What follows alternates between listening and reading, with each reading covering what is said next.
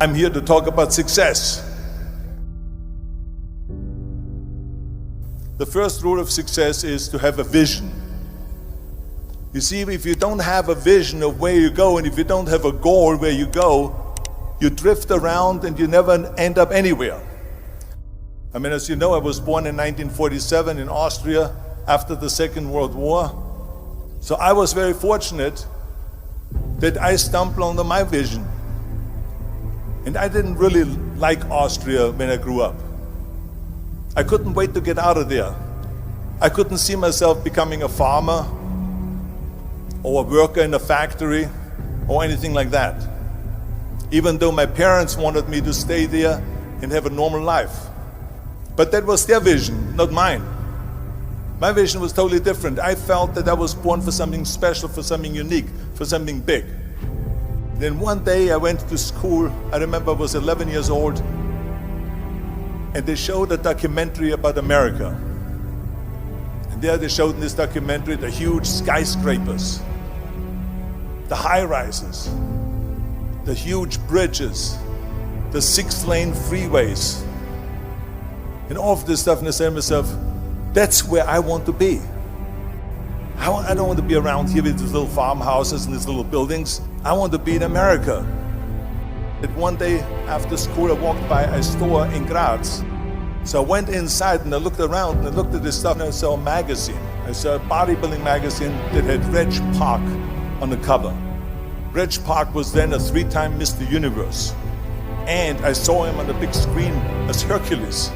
I read that and I said to myself, wow, this is the blueprint for my life. This is exactly what I want to do. I want to become a bodybuilding champion just like Reg Park. I want to get into movies just like Reg Park. And I want to make millions of dollars and be rich and famous just like Reg Park. Do you know how great it felt that I knew where I was going? Imagine the majority of people don't know where they're going. I knew where I was going.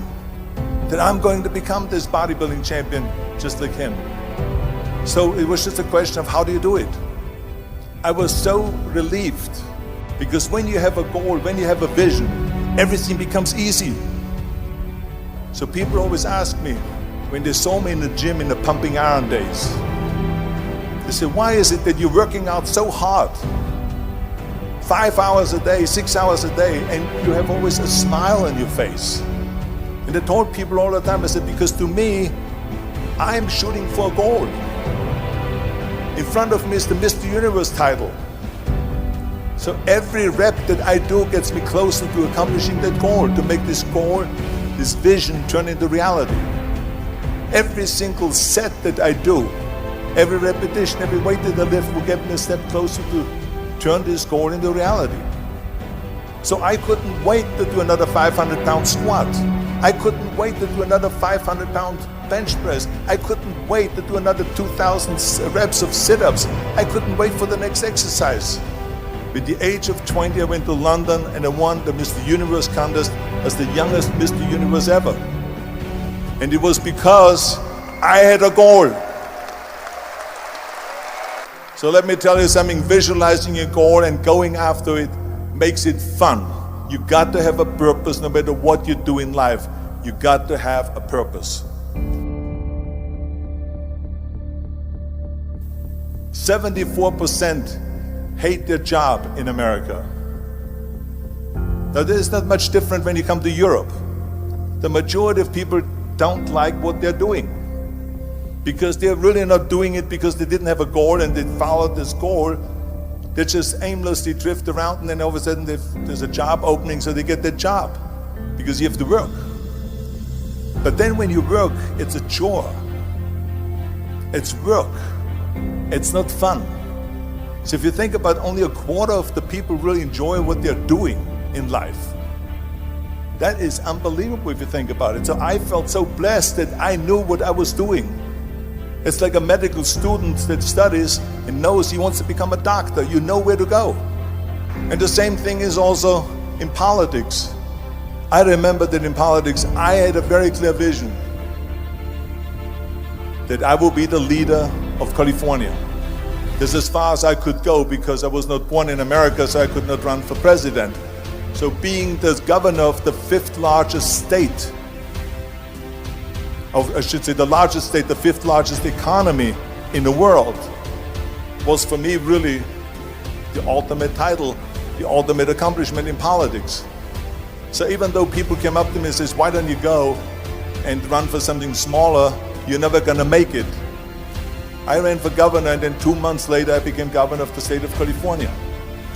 Again, because I had a very clear vision what I'm gonna do with California. So that's rule number one, have a vision. Rule number two is, don't listen to the naysayers. Don't listen to the naysayers.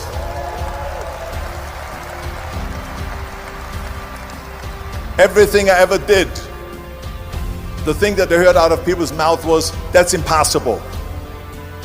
That can't be done. Or no. That is exactly what I heard, and of course I proved to the people that it can't be done. So whenever someone said to me, it can't be done, I heard, it can be done. When they said no, I heard yes. And when they said it's impossible, I heard it is possible. I'm a strong believer of what Nelson Mandela said, that everything is always impossible until someone does it. Well, I'm gonna be the one, I said to myself, I'm gonna do it and I'm gonna show it to them. Maybe it has never been done before. That's perfectly fine with me. But I'm gonna do it. And I did not listen to the naysayers. It's all about the hard work that you put in.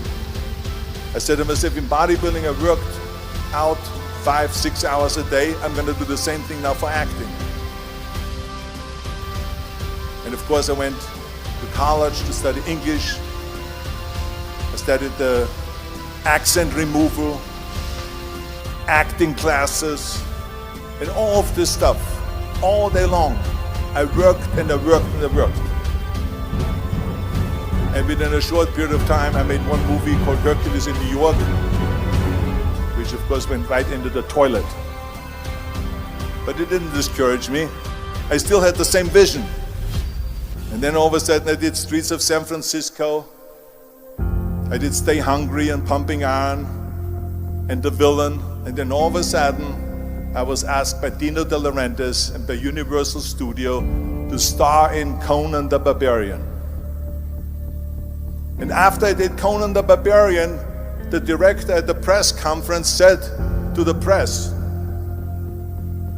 the director was John Milius, he said to the press, if we wouldn't have had Arnold, we would have had to build one. So think about that. The very body that they said can never be sold because the time is wrong. A few years later, I'm doing Conan the Barbarian, and it was the #1 hit at the box office when it came out in the summer of '82. Think about that. And the director says, if we wouldn't have had his body, we would have had to build one. So all of a sudden, my body became an asset, not a liability. And the same thing was with Terminator. After we were finished filming Terminator, Jim Cameron said to the press, if Arnold wouldn't have had that accent and talked like a machine, I think the movie wouldn't have worked.